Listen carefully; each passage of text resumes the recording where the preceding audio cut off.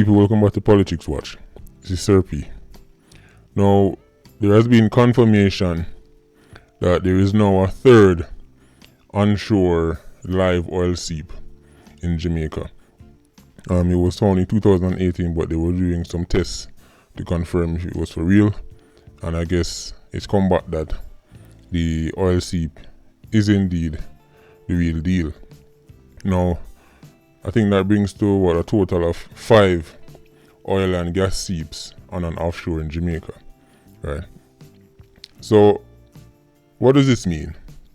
This is actually not the first oil or gas seep. It's not even the biggest one. The biggest one is the Windsor gas seep, which they found way back in the 1900s, right? And of course, nothing has come of that. But a lot of businesses, a lot of foreign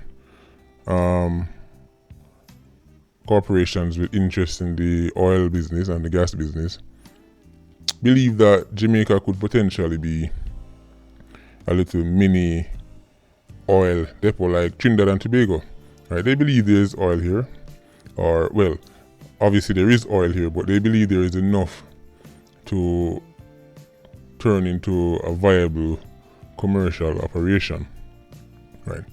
But what I want people to realize is something, or what I want people to realize is this. If it is indeed true that Jamaica has enough oil on or offshore where it becomes worth drilling and turning into a little baby oil producing nation, let me tell you something. Jamaica will be turned upside down. Right?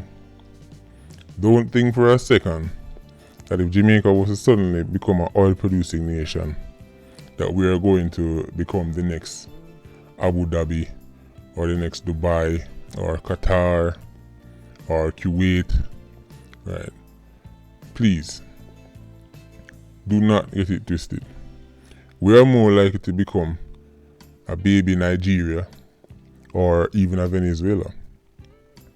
See, if our politicians and our 116 octanes and even our 90s can do so much damage for some herbs and some Diet Coke, imagine what they would do for oil. Imagine the lengths they would go to control and reap all the benefits for themselves. Right?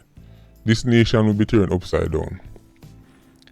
Look at something as simple as extortion money for the Spanish Town Taxistan. If something like that can put hundreds of Jamaicans in the grave, maybe even thousands, right? Just some little taximan extortion money. Imagine what oil would do to Jamaica, right? And this is not even me being a pessimist. This is me being realistic and acknowledging the type of leaders that we have. If we think as a people that Jamaica is going to get oil and suddenly become this prosperous nation where everybody is living the Jamaican dream, I think people need to wake up. It's very unlikely. Right? Now, I know lots of people from Nigeria. And one thing that has always shocked me is whenever I used to say to them, oh, Nigeria is lucky because it has oil, they would all say to me, and I mean all, say to me, oil is not a blessing for Nigeria. It was a curse.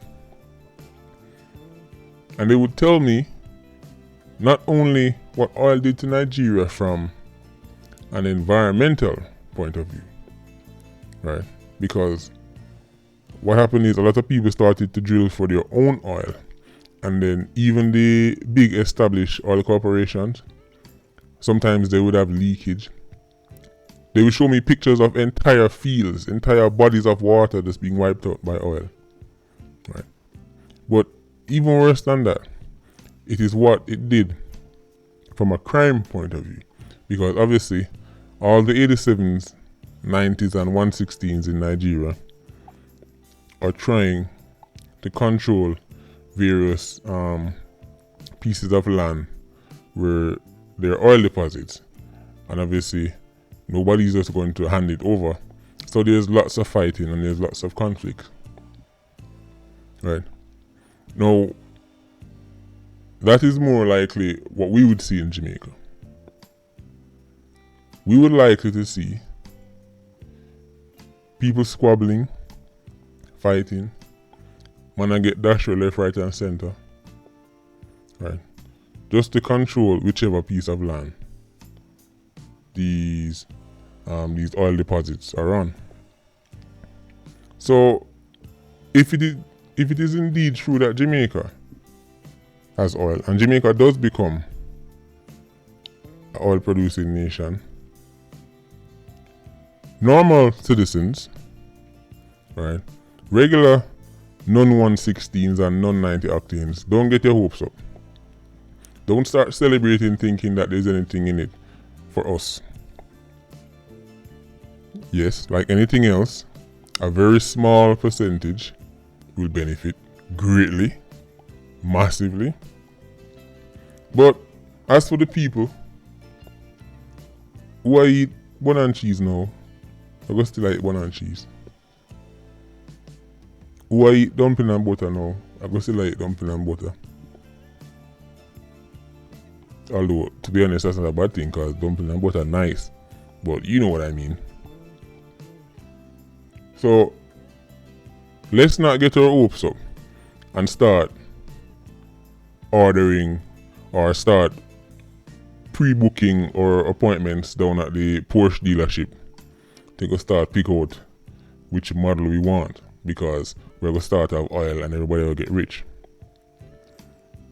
I can assure you that will not be the case. But nevertheless, let's keep an eye on it. Hey, maybe they prove me wrong. I hope they prove me wrong. People, big up on yourself. Patreon squad, bless up as usual. Please like, comment, and share the video.